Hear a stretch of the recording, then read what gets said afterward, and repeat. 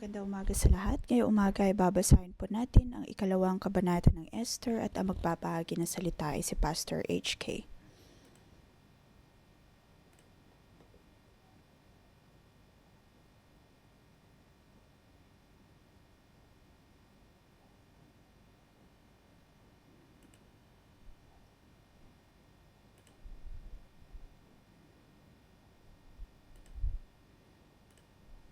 Sa mga panahon po na iyon ay madalas ay nahihirapan sila na magsabi o kaya magsabi ng mga bagay tungkol sa kaharian.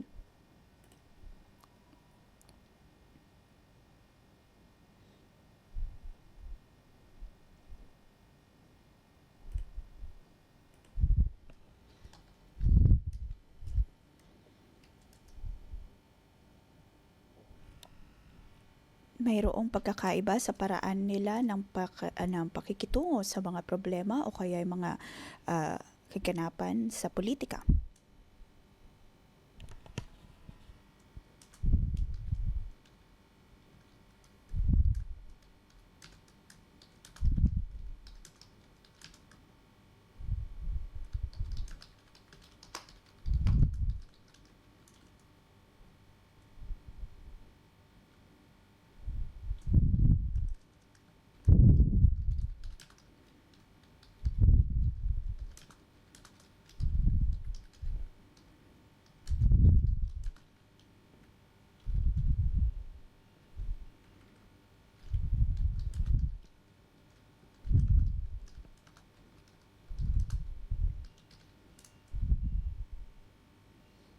Ang Persia po noon ay ang Iran po ngayon.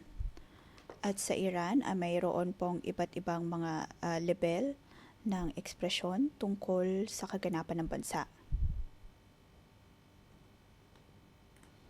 Ang Iran po ay napaka-relihiyosong bansa.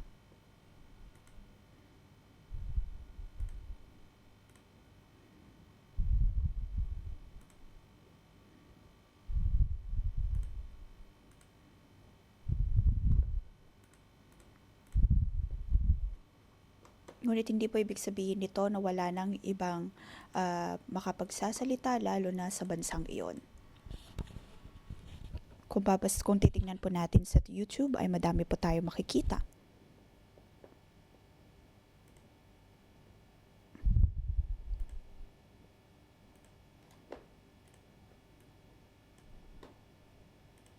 Kaya naman mayroon pong dalawang level.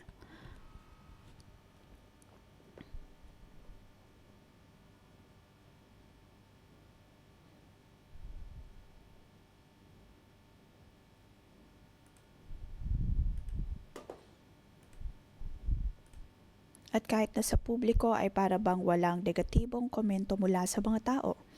Ngunit sa libro ng Esther makikita po natin na mayroong nakakita ng negatibong aspeto ng kaharian kung kaya naman mayroon po tayong librong ito.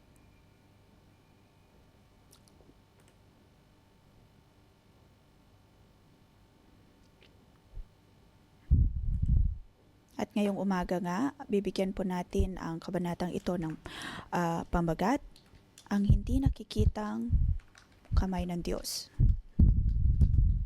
na kumikilos sa harian ng mga Persyano.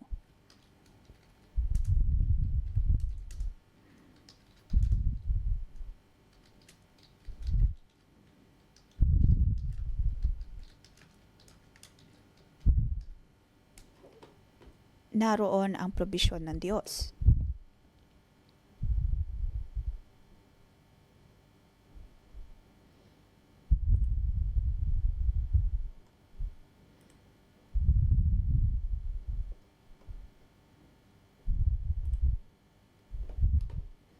Mula pa nung una, ang Diyos ay nagbibigay ng probisyon. Hindi natutulog, hindi napapagod. Kahit na sa pagtulog po natin ng pang-umagang debosyon, may mga pagkakataon na para tayo natutulog.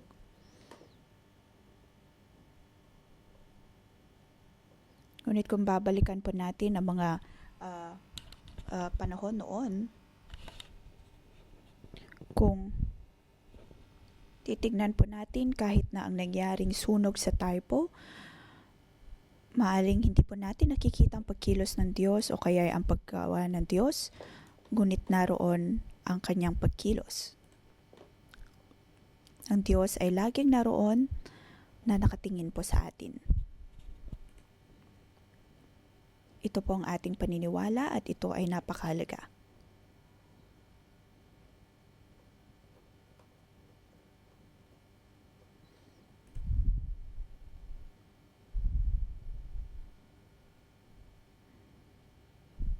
Dapat po nating sampalatayanan na ang Diyos ay laging kumikilos.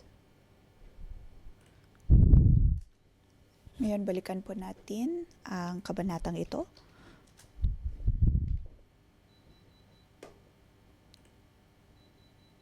Ang di nakikitang kamay ng Diyos ay kumikilos pa rin sa kahariang Persiano.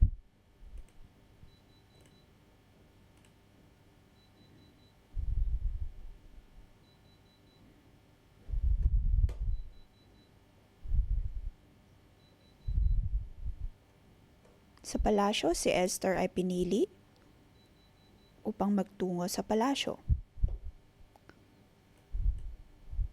Sabi po dito, lumipas sa mga araw at napawi ang galit ni Haring Xerxes.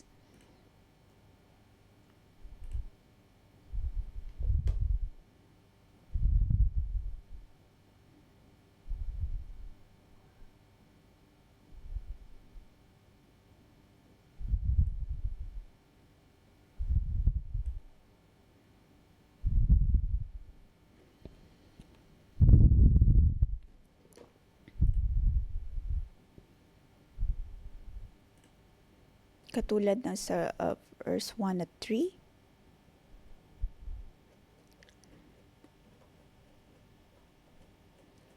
Hanggang si Esther ay naitalaga bilang reyna, inabot po ng 4 na taon. At ano ang nangyari sa pagitan ng mga ito?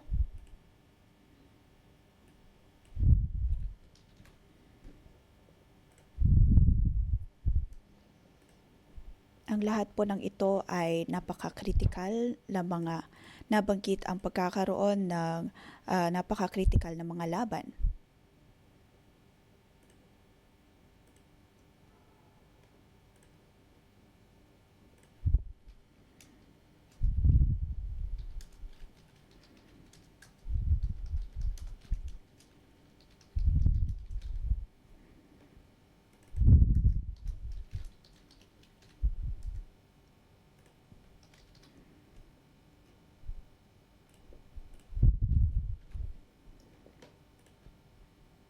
Masasabi po natin na si Haring Xerxes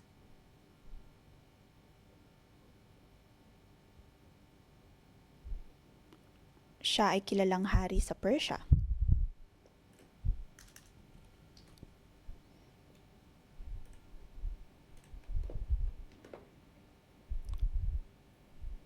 Ang lahat ng kanyang mga plano, naisip ay hindi nasunod o kaya hindi napangyari. Pagkatapos ay naganap ang iba pang mga laban at siya ay nalalo lamang sa isang laban. Pagkatapos siya ay nagbalik sa Persia. Kaya naman sa chapter 2 verse 1, sabi po dito, lumipas sa mga araw at napawi ang galit ni Haring Xerxes, subalit patuloy pa rin nitong naalala si Vashti ang ginawa nito at ang utos na nilagdaan niya laban dito.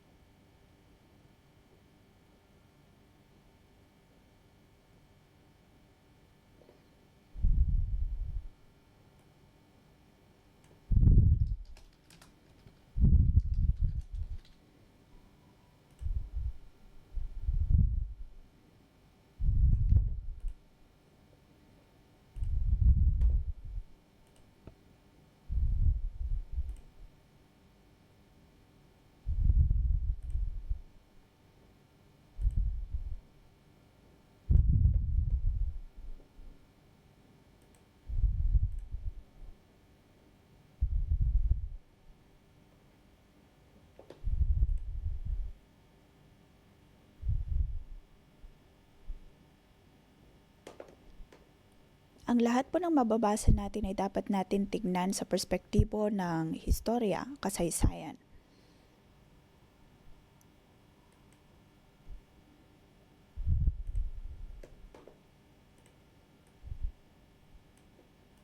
Katulad na nangyari sa typo, ano kayang kinalaman nito sa atin? Ganun din po sa pagbabasa ng kabanatang ito.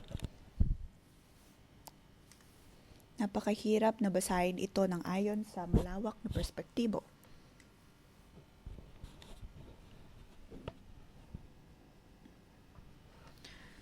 Sabi sa verse 2, kaya't minungkahi ng kanyang mga lingkod, bakit hindi kayo magpahanap ng magaganda at kabataang dalaga, kamahalan?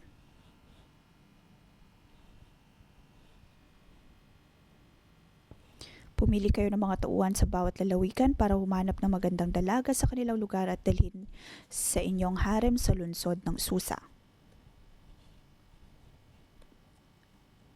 At ang maibigan ng hari ang siyang ipapalit kay Vashti.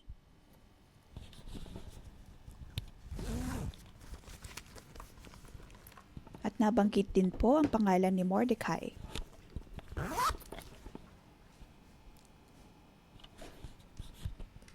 Ang Mordecai ay hindi po Hebreyong pangalan.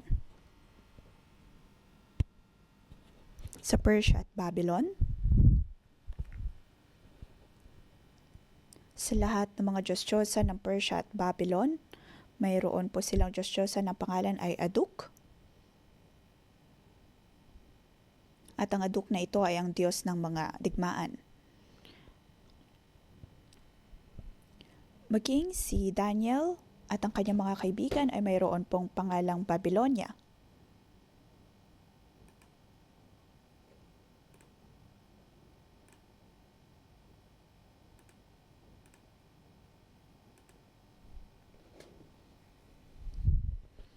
Kaya naman ang pangalan ni Mordecai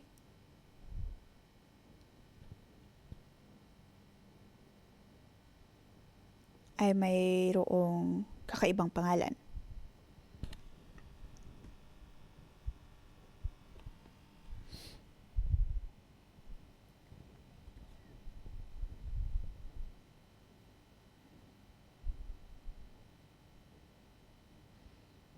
Katulad ni Hadasa, ang pangalang Hadasa ay ang Hebreyo niyang pangalan.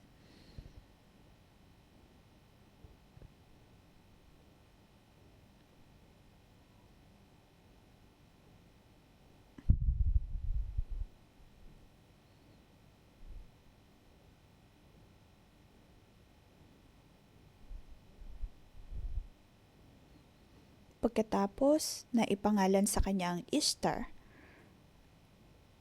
ito kung tutuusin ay nagmula sa paniniwala sa mga bituin.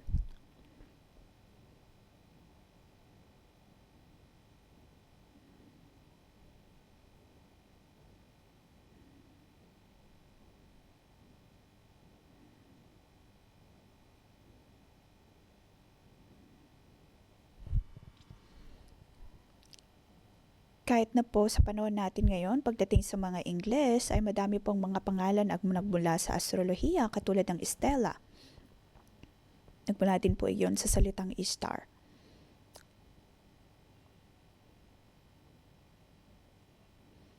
Dito nabanggit ang tungkol po kay Mordecai.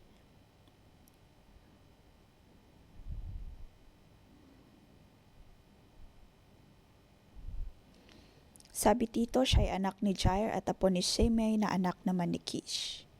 Mayroon pong 3 henerasyon na nabanggit. Sa verse 6, tungkol po sa kanyang lolo.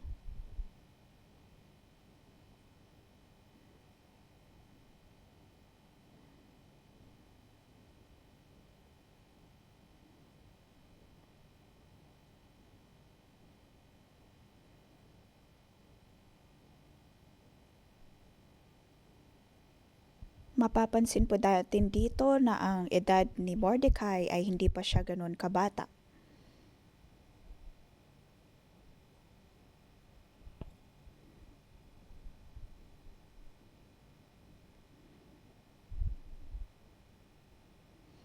Pagkatapos inalagaan niya ang anak ng kanyang pamangkin na ang pangalan ay Esther.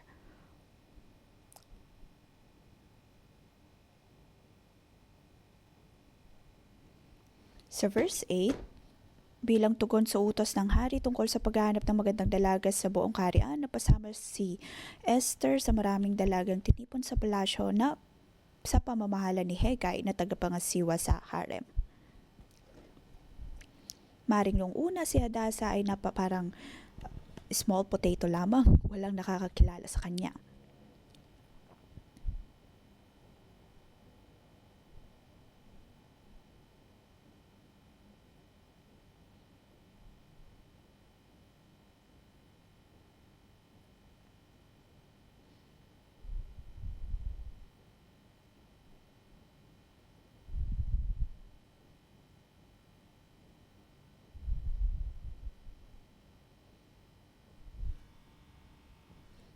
Ngayon, ang hari ay natalo sa kanyang mga laban at nais niya magkaroon ng reyna. At may mga kababaihan na natawag sa palasyo pagkatapos si Esther ay tinawag bilang hari. Makikita po natin ang pagkilos ng Diyos.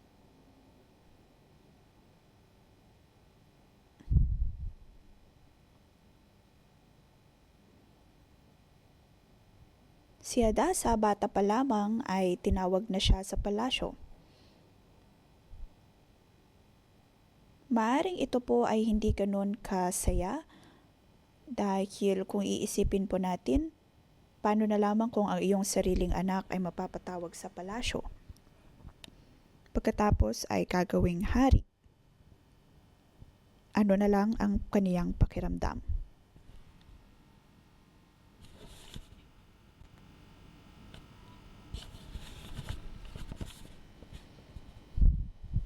Hindi na sila makakalabas sa palasyo para bang ito'y napakalaking problema.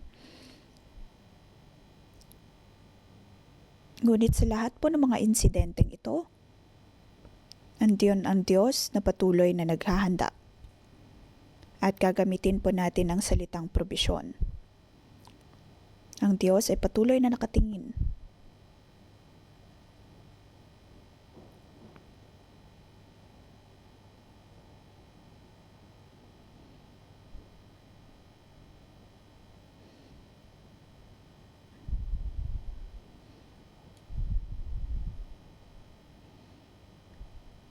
Makita po natin na ang buhay ni Esther ay nabago sa palasyo at nakaranas ng pabor.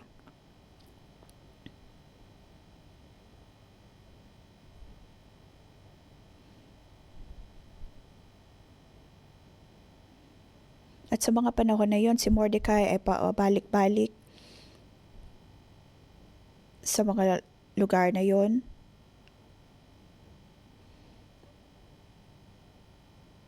At bawat taon na nakikita po natin ang istoryang ito dahil sa mga drama. At sa pagbabasa po natin ng kabanatang ito, alam na po natin ang takbo ng istorya.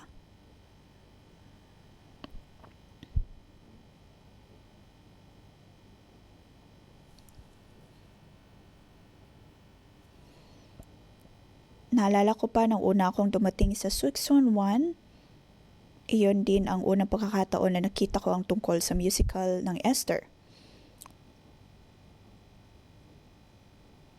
Noon ay hindi po iyon tungkol sa beauty pageant, bagkus ay tungkol sa pagbabago ng buhay. At ang pagbabagong ito ng buhay ay napakahalagang punto, lalo na sa pagdidisipulo dito sa 611. Dahil ang buhay ng bawat isa ay maaring magkaroon ng pagbabago, kahit na napakahirap ng buhay, napakahirap ng pagkakataon, o kahit na gaano tayo kasama noon,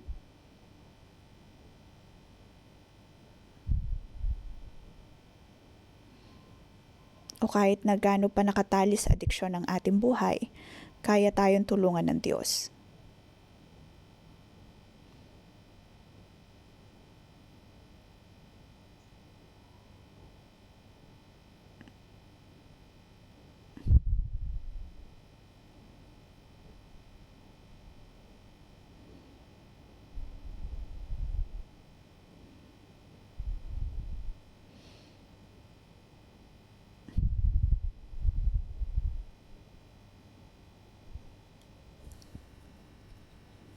Bawat taon ay nakikita po natin ang istorya ni Esther.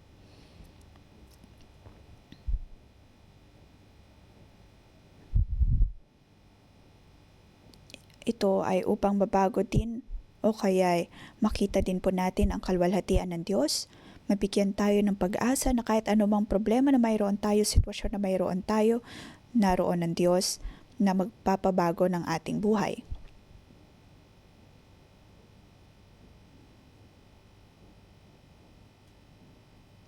Kaya naman hindi lamang po istorya ng buhay ni Esther.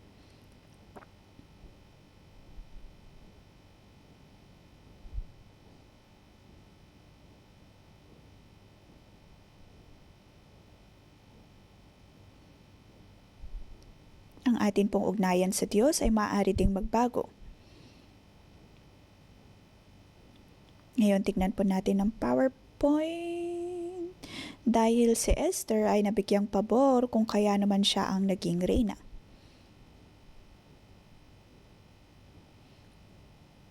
Ang lahat ng mga kababaihan na tinawag sa kaharian, naranasan din naman nila kung ano ang naranasan ni Esther, natanggap ang kung ano man ang natanggap niya.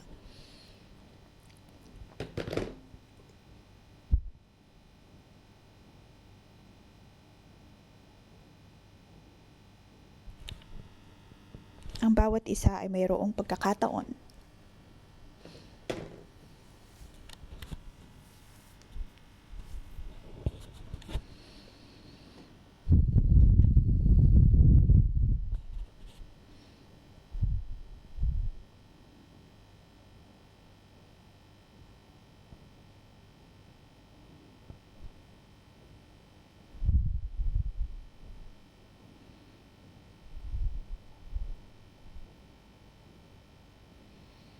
Bakit si Esther ang napiling reyna?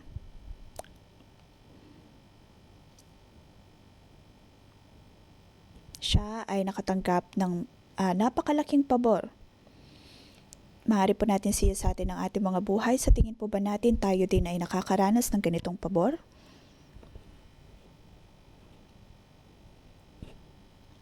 Ang Diyos ay lumilikha ng maraming oportunidad para po sa atin.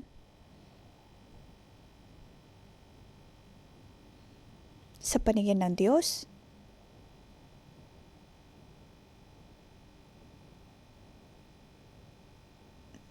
tayo ay minamahal niya. Kung sa tingin po natin ay hindi po tayo mahal ng Diyos, bakit po tayo narito sa lugar na ito?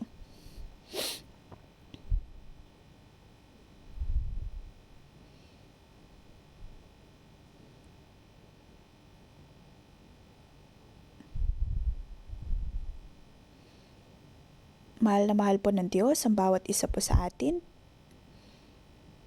Ito ay napakahalagang bagay na dapat nating paniwalaan.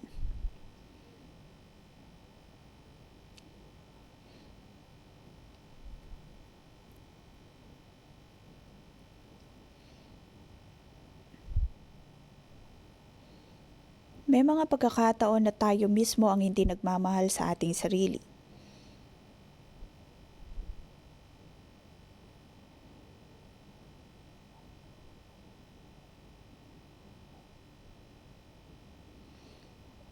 May mga pagkakataon na dumadalo tayo ng mga gawain o kaya ay conference. Pagkatapos ay dadating na naman ang pagkakataon na hindi na naman natin dama ang pag-ibig ng Diyos. Dahil ang ginagawa natin ay nakasalalay ito sa kung paano natin tignan ang ating sarili o kaya kung paano tayo tignan ng iba.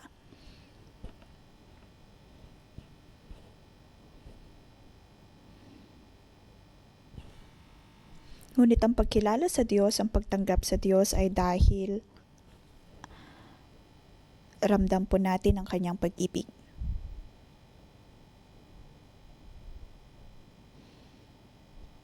Kahit ang buhay po natin ay maraming ups at downs,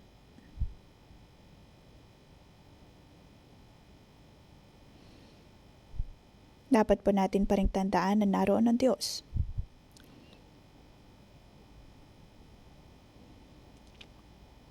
Magkaroon po tayo ng kumpiyansa. katulad ng sinabi sa Song of Songs.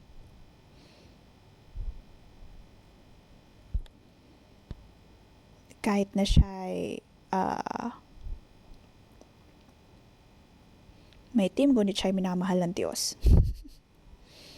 Sabi sa verse 16, noon ay ang 10 buwan ng 17 taon ng paghahari ni Xerxes, at nabigha niyang hari kay Esther at inibig niya ito ng higit sa ibang babae.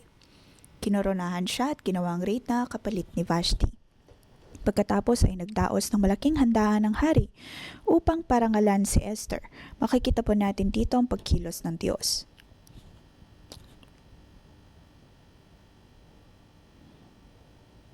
Madaming nagsasabi na ito ay kumbaga nangyari lamang o kaya coincidence lamang, ngunit kung tutusin, ito ay pagkilos ng Diyos.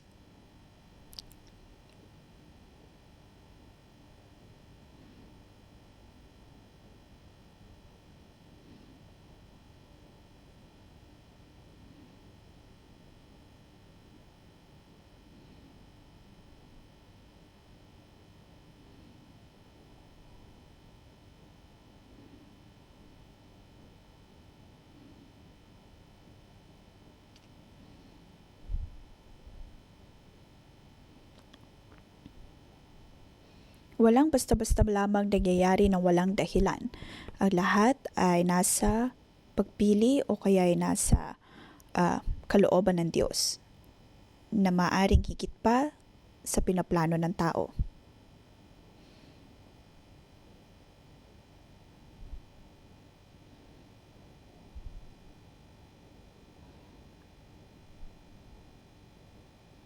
Ikaw at ako ay nakakilala sa Diyos at ngayon ay Kristiyano na. Ang lahat ng ito ay hindi basta-basta lamang na nangyari.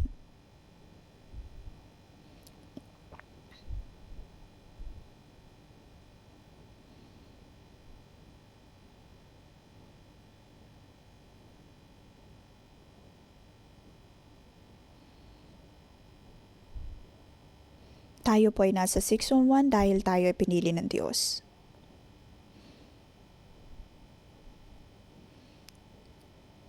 Sa ikatlong bahagi ng kabanatang ito, tungkol po iyon kay Mordecai.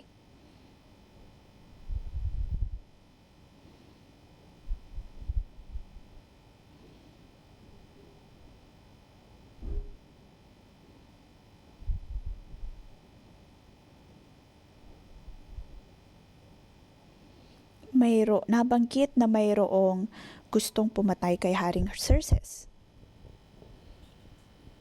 Nagbistulang puno ng kapayapaan ang kaharian, ngunit mayroon pa ring mga tao na hindi nasisiyahan sa kanilang otoridad kung kaya nais na patayin si Xerxes.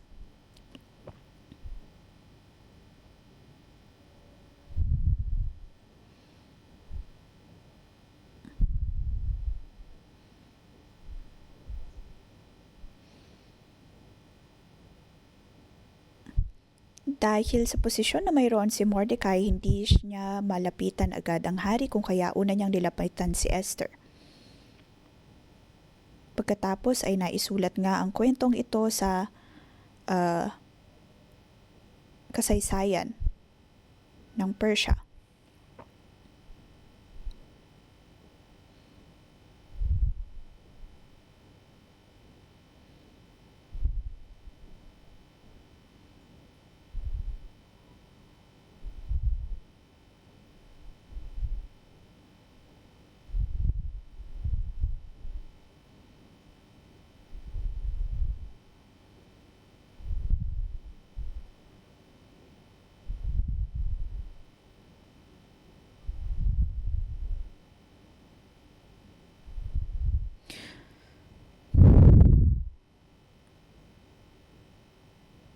Para bang napakapayapa ng mga pagkakataon na iyon, ngunit kung tutusin ay mayroong mga delikadong pangyayari.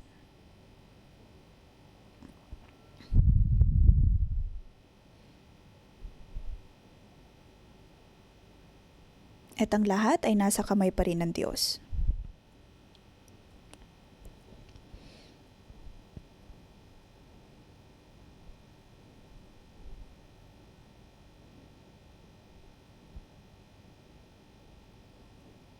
Ang lahat na nangyayari sa mundo, nangyayari sa Europe, sa Central America, sa Hong Kong, lahat po ng ito ay nakikita ng Diyos.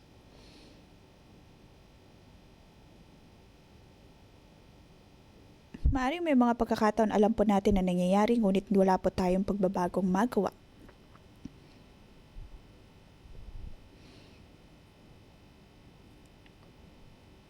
Ang pagpipili ng Diyos, ang kanyang paghahanda sa atin, ay laging may ugnayan.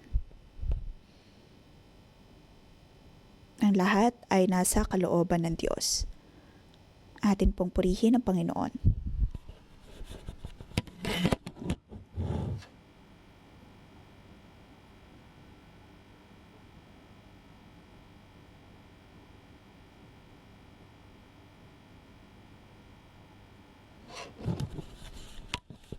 Panginoon, kahit na hindi ka namin makita, ngunit saan man kami naroon, O Diyos, ay patuloy mo kaming nakikita. Patuloy mo kaming pinapangalagaan at tinitingnan.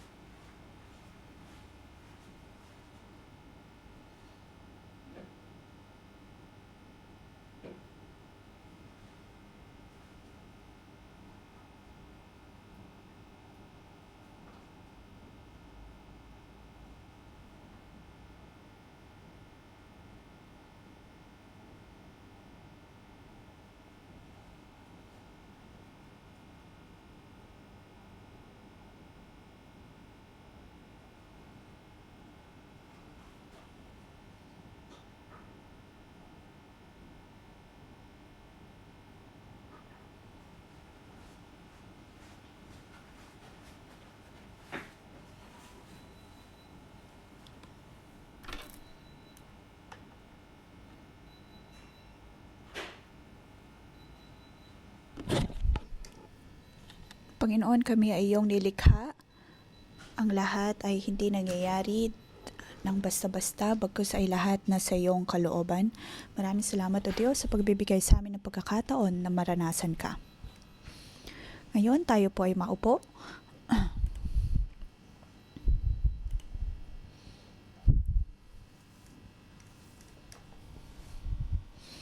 Makikita po natin ang pagkilos ng Diyos sa atin pong mga buhay. Maaaring sa ating buhay may mga bagay na basta-basta lamang nangyayari na sa tingin natin ay mga coincident.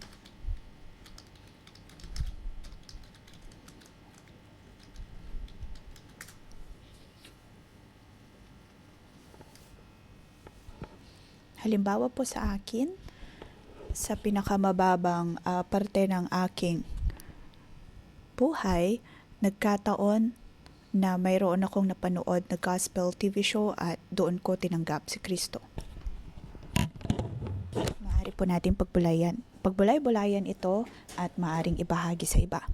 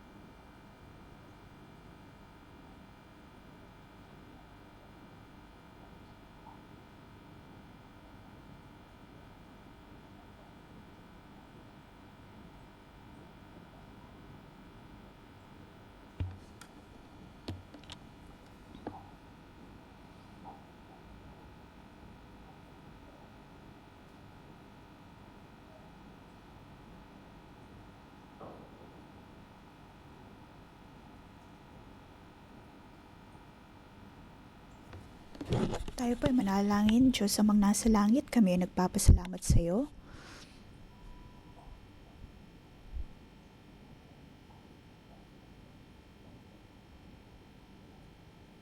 Nagkataon din, O Diyos, na sa aking buhay ay napanood ko ang Club 700.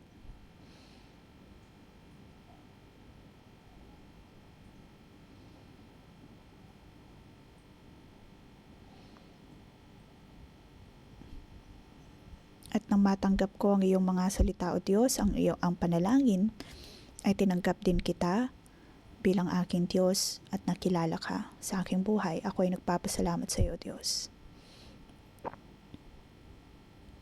Panginoon, maraming salamat.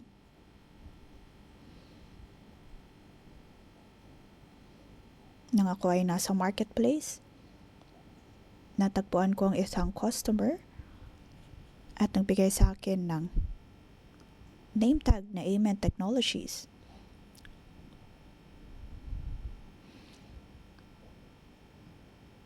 At sila ay tumulong sa aking operasyon. Alam nila na ako ay gagamitin ng Diyos, kung kaya naman sila ay nag-invest sa akin. Akala ko noon ito ay nagkataon lamang, ngunit kung hindi dahil sa kliyenteng ito, hindi po kita makikilala, hindi ko makikilala maging ang banal na espiritu. Kaya naman ang pagkakataong ito, O Diyos, ay iyong espesyal na plano. Panginoon, ako ay nagpapasalamat sa iyo dahil ikaw ay aking naranasan. Nang ako ay taong 28, nang bumagsak ang aking business, ikaw ay aking nakilala.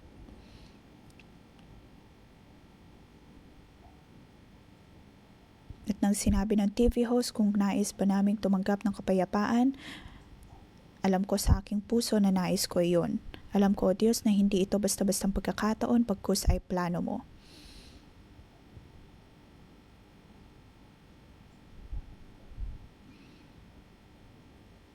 Panginoon, ako'y nagpupuri sa iyo. Panginoon, kung hindi dahil sa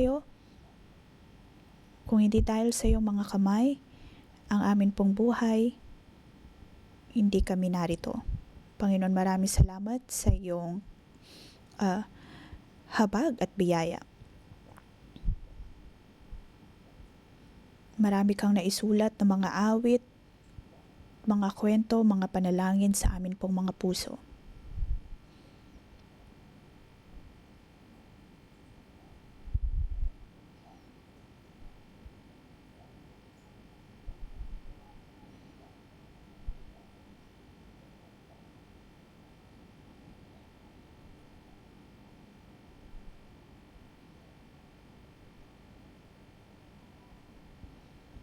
Sa atin pong pagpupuri, tayo po ay pumasok sa diwa ng pagpupuri, ng panalangin, dahil ang Diyos ay nasa atin, ang Diyos ay mayroong plano sa atin po mga buhay.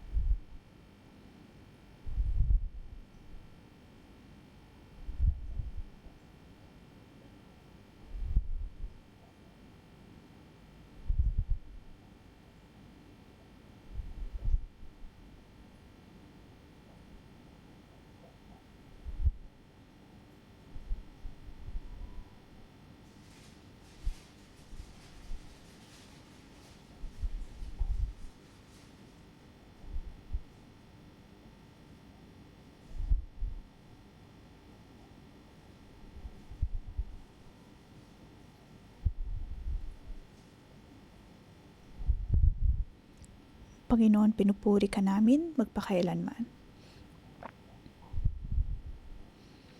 Panginoon, pinupuri ka namin magpakailanman.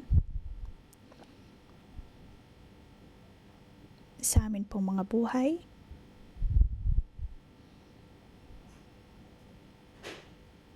ang bawat pangyayari sa amin pong mga buhay ay nasa iyong mga kamay. Ang lahat ng ito ay hindi lamang basta-bastang pagkakataon dahil sa iyong mga kamay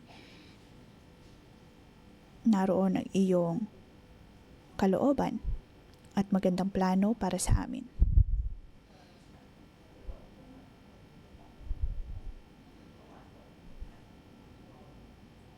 Kaya naman kami ay narito na kaya kang pagkatiwalaan sa amin po mga buhay.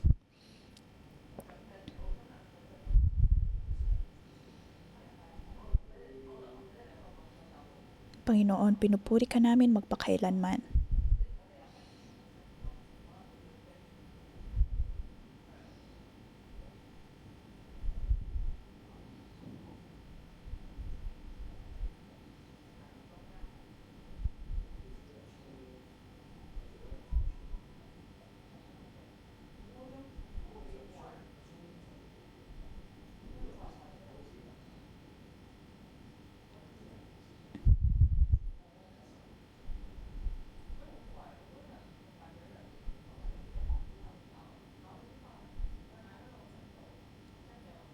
Sa ating pagharap sa Diyos, alam natin ang bawat pagkakataon ay nasa kamay ng Diyos.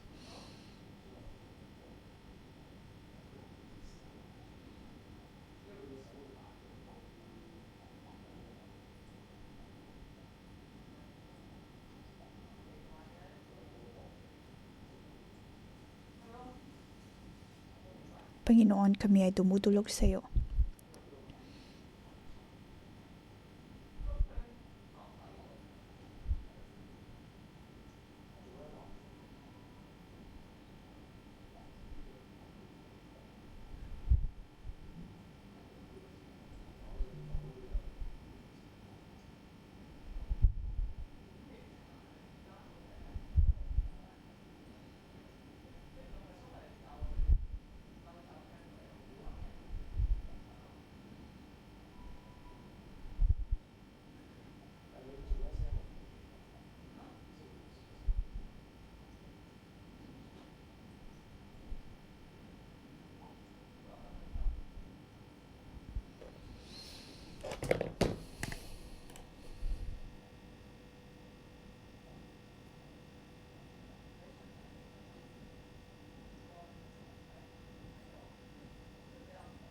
Ang Diyos ay marami pong mga ginagawang pagpaplano para po sa atin.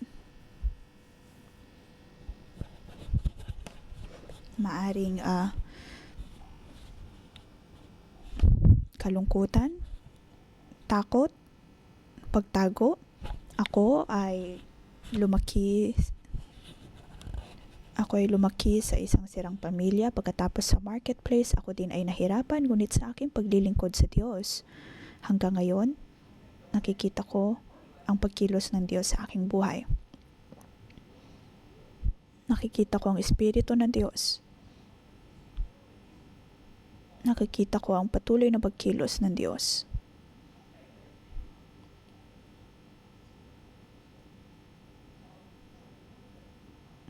Katulad ng mga alikabok na ito ay kumikilos sa atin pong buhay. Isinulat ng Diyos ang atin pong mga pangalan. Kaya naman pumasok po tayo sa diwa ng panalangin ng pagpupuri sa Diyos. At sa Espiritu tayo po ay tumugon sa Diyos. Ang bawat karanasan na mayroon po tayo, kung paano tayo pinangungunahan ng Diyos, paano tinutulungan, maaari po natin itong balikan. Maaari po nating balikan kung paano tayo tinulungan ng Diyos. Panginoon, maraming salamat dahil ang iyong Espiritu, ang iyong kalwalhatian ay patuloy na nasa amin. Panginoon, hayaan mo kaming magbigay pasasalamat sa iyo sa aming panunumbalik sa aming nakaraan.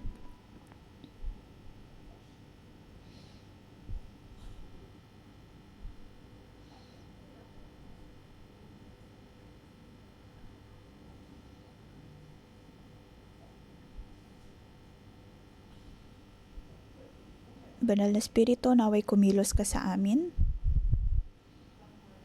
upang ang aming buhay ay makita ang iyong presensya. Panginoon, tulungan mo kami, ihanda mo kami dahil kami ay iyong pinili. Nang kami ay nasa mababang parte pa lamang ng aming buhay, kami na ay iyong sinamahan. Panginoon, maraming salamat.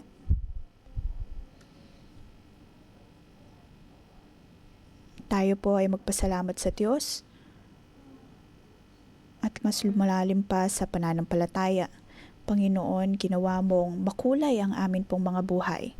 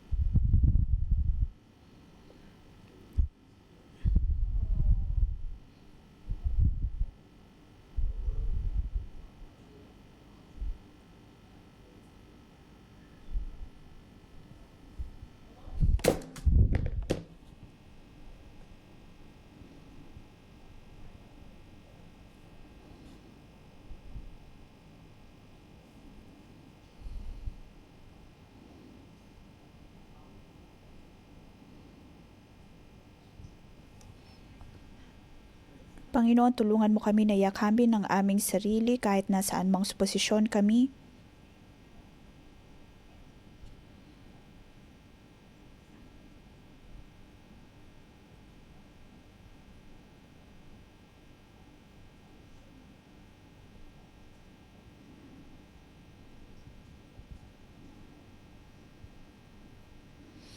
Panginoon, tulungan mo kami na hindi na manatili sa kababaang loob o kaya manatili sa mababang pagtingin sa sarili. Ang nais namin, O Diyos, ay maunawaan ang iyong pag-ibig dahil ang iyong mga kamay ay patuloy na kumikilos sa amin.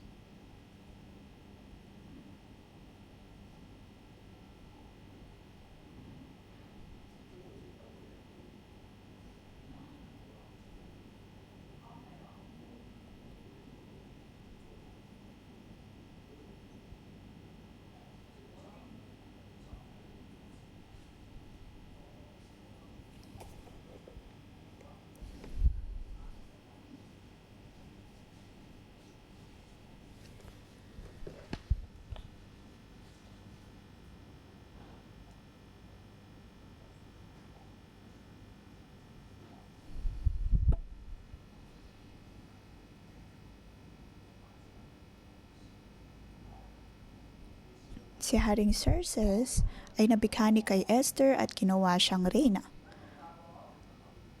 Ginamit ng Diyos si Esther.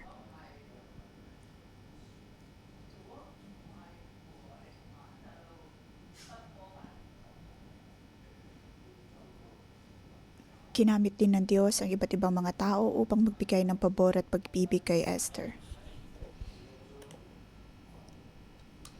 Ngayon, tayo po ay nilikha ng Diyos. Tayo ay niligtas ng Diyos.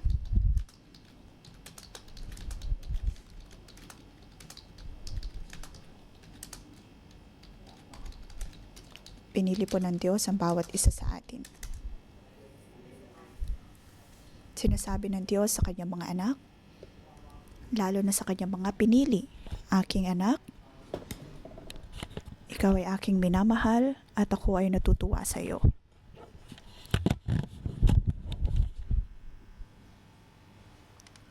Sa iyong buhay, naroon ang iba't ibang pabor. Maaring hindi mo ito natatanggap, maaring pakiramdam mo'y hindi ka mahal, ngunit ngayon, Humingi po tayo ng tawad. At siya sa atin ang ating mga buhay, tignan ang ating mga sarili ayon sa pananaw ng Diyos.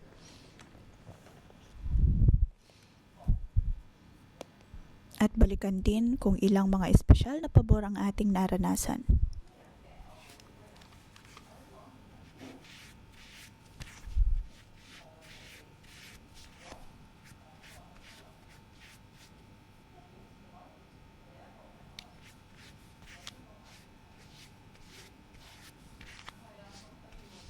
Maaaring may mga sitwasyon, pagkakataon na bumabalik po sa ating isipan ngayon.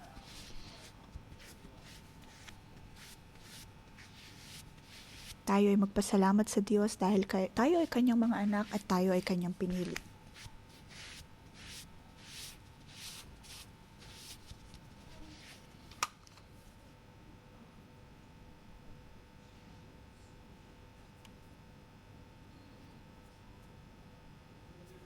Sino mang nakakakita sa atin ay natutuwa sa atin at ang Diyos ay naglalagay din ng korona sa ating mga ulo.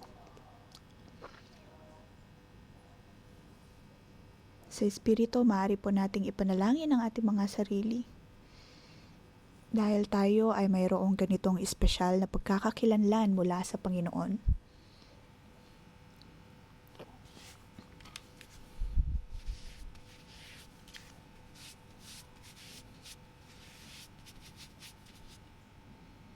Panginoon, ako ay iyong inak na iyong kinalulugtan. At patuloy mong ipapakita sa akin ang iyong espesyal na plano para sa aking buhay.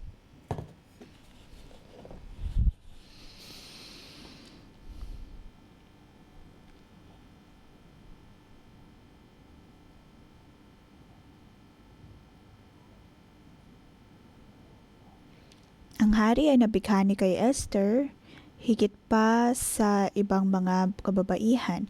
Ngayon sa atin pong pananalangin,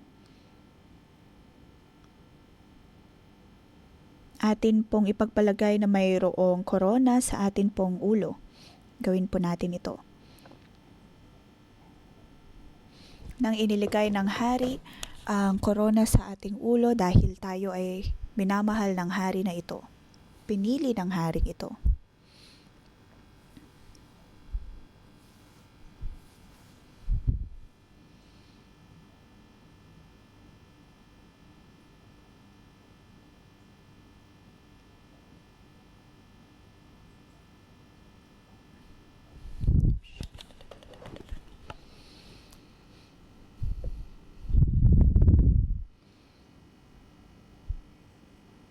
Panghawakan po natin ang koronang ito at purihin ang Panginoon.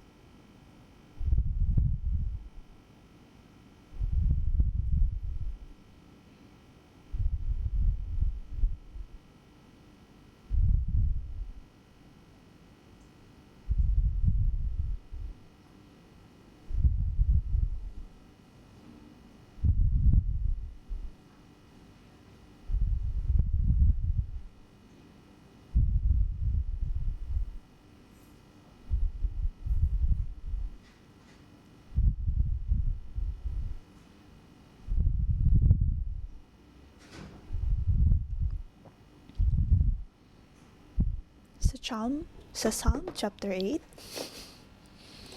verse 8,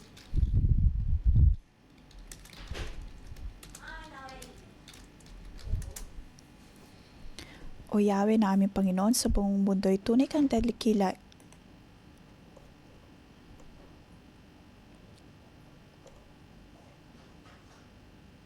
Tayo po ay pinili ng Diyos. Panginoon, alam namin na ang korona na iyong nilagay sa ulo ni Esther ay iyo ding ibibigay sa amin. Ibinigay ng Diyos ang koronang ito sa ating ulo. Sinabi niya din ito kay David. Sinabi niya ito sa mga Israelita at patuloy itong sinasabi ng Diyos sa atin po ngayon. Bilang kanyang maharlikang pari, ang koronang ito ay hindi para magyabang. Ang koronang ito ay kumbaga misyon upang maghari sa lahat ng mga likha ng Diyos, upang ipakita ang kalian ng Diyos. Sa paglagay ni Esther, pagtanggap ni Esther ng koronang ito ay para sa mga Israelita. Siya ay pinili dahil sa kanyang pagkakatawag para sa mga Hudyo.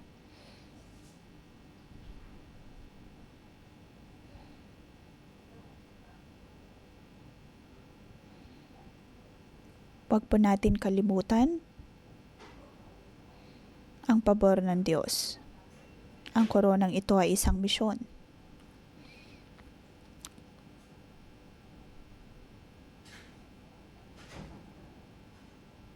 Misyon na ibinigay po ng Diyos sa atin. Sa pagtanggap po natin ng koronang ito ay para magbigay tayo ng kaluwalhatian sa Diyos. Lumakad sa kanyang kalooban, sa kanyang kaluwalhatian. Tayo po ay tumanggap ng pagpapala mula sa Panginoon. Diyos amang nasa langit, naway pagpalain mo ang bawat isang narito.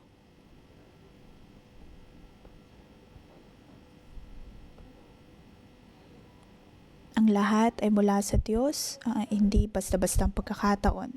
Panginoon, ang lahat ay iyong pagpapala para sa amin. Ikaw ay mayroong pakialam sa amin. Mula pa lang sa malayo, O Diyos, ay nakita mo na kami. Mula sa aming kapanganakan, na isulat mo na kami.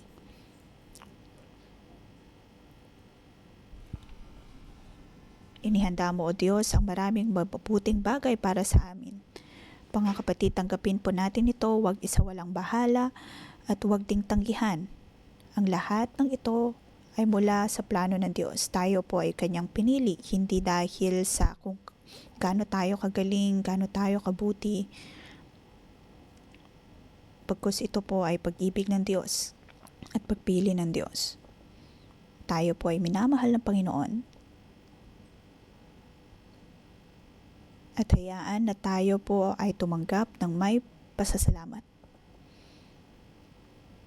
Magkaroon po tayo ng direksyon. Sa pagtanggap po natin ng koronang ito, alam po natin na bibigyan po tayo dito ng direksyon. Panginoon, ikaw ay maluwalhati. Tayo ay pinili ng Panginoon, tayo ay kanyang pinagpapala. Naway lumakad po tayo sa daanan na ibinibigay ng Diyos. Dahil sa koronang ito, atin pong mauunawaan na tayo ay minamahal at pinili ng Panginoon. Naway ang pag-ibig na ito ang patuloy na kumilos sa atin pong mga buhay at maging pagpapala din sa iba. Naway samahan tayo ng Diyos sa ngalan ni Jesus. Amen. Dito po nagtatapos ang ating pangumagang debosyon. Magandang umaga.